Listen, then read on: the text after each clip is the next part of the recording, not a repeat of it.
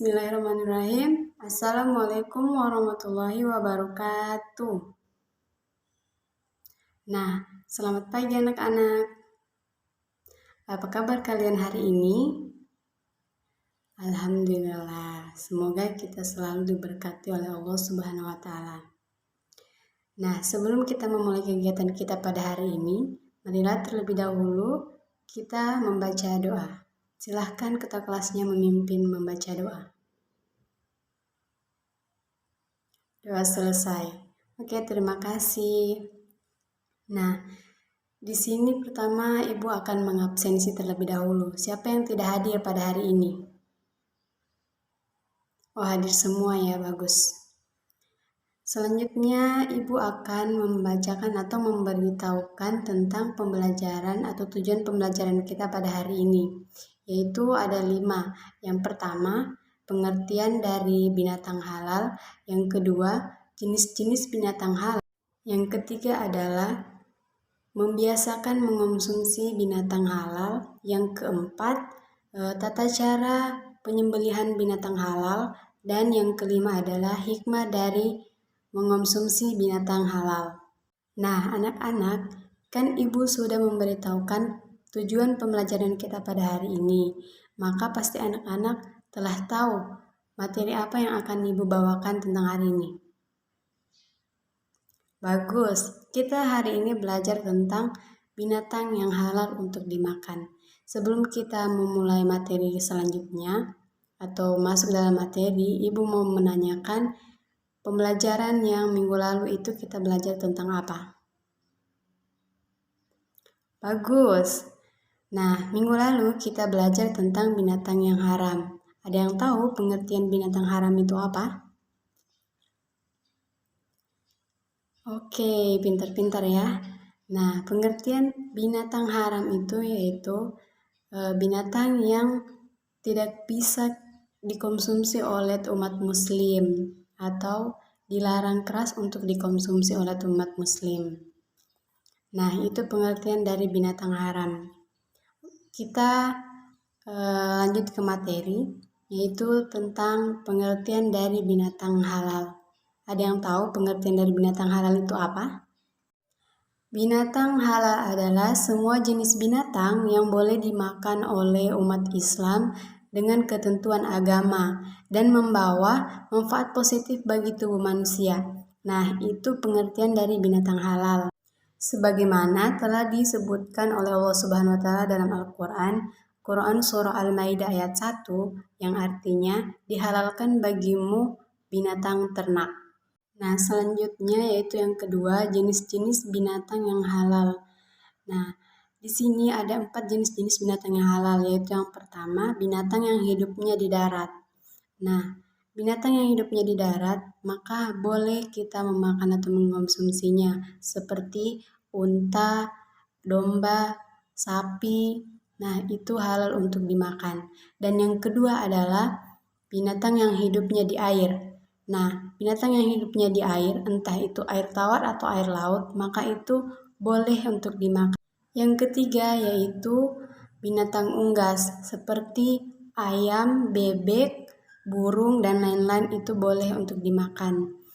Yang keempat adalah bangkai ikan dan belalang. Nah, di sini dalam syariat Islam ada 2 macam bangkai yang halal untuk dimakan, yaitu bangkai ikan dan belalang.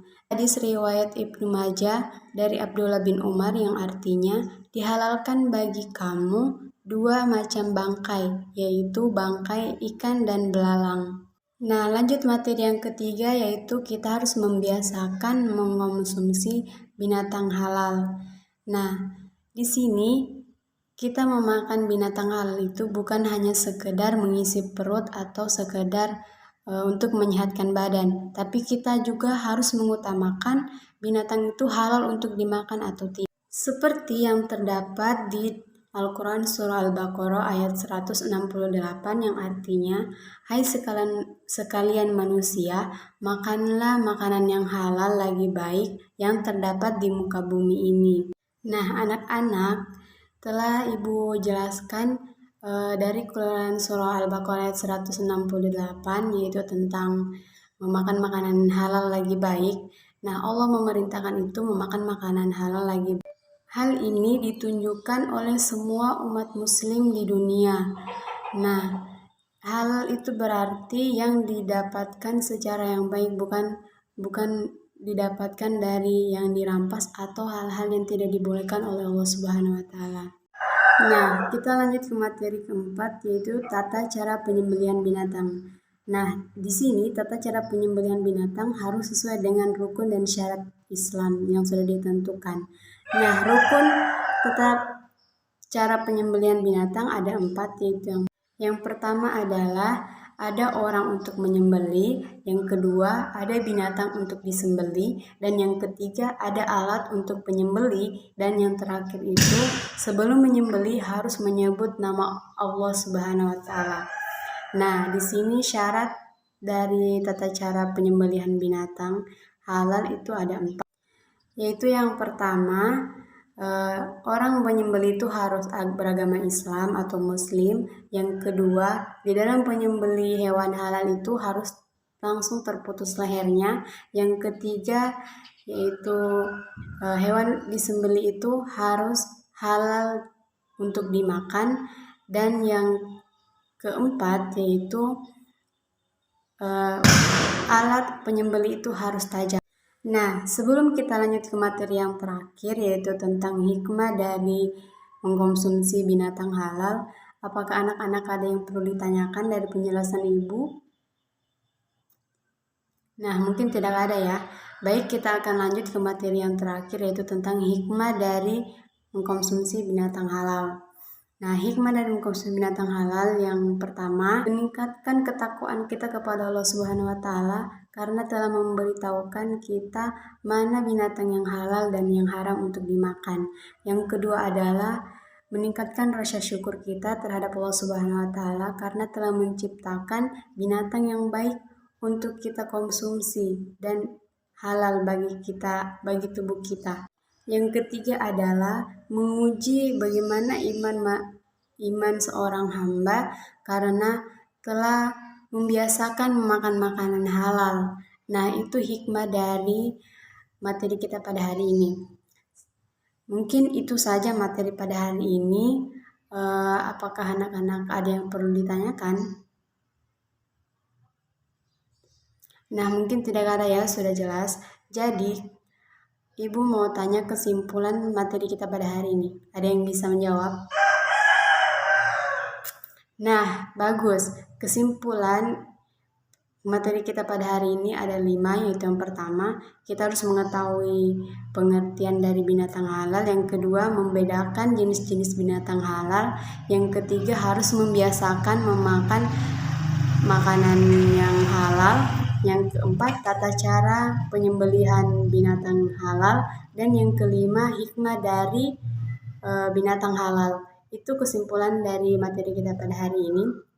Selanjutnya Ibu akan memberikan tugas rumah. Tugas rumahnya itu kalian harus membuat 4 kelompok dan mempresentasikannya minggu depan.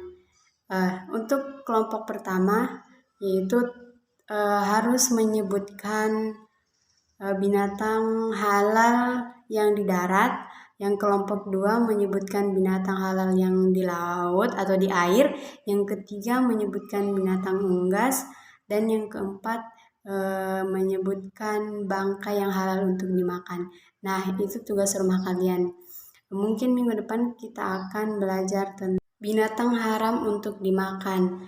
Nah, sebelum kita menutup pembelajaran kita pada hari ini atau kegiatan kita, terlebih dahulu kita membaca doa. Silakan ketua kelasnya. Doa selesai. Oke, Ibu akhiri dengan Assalamualaikum warahmatullahi wabarakatuh.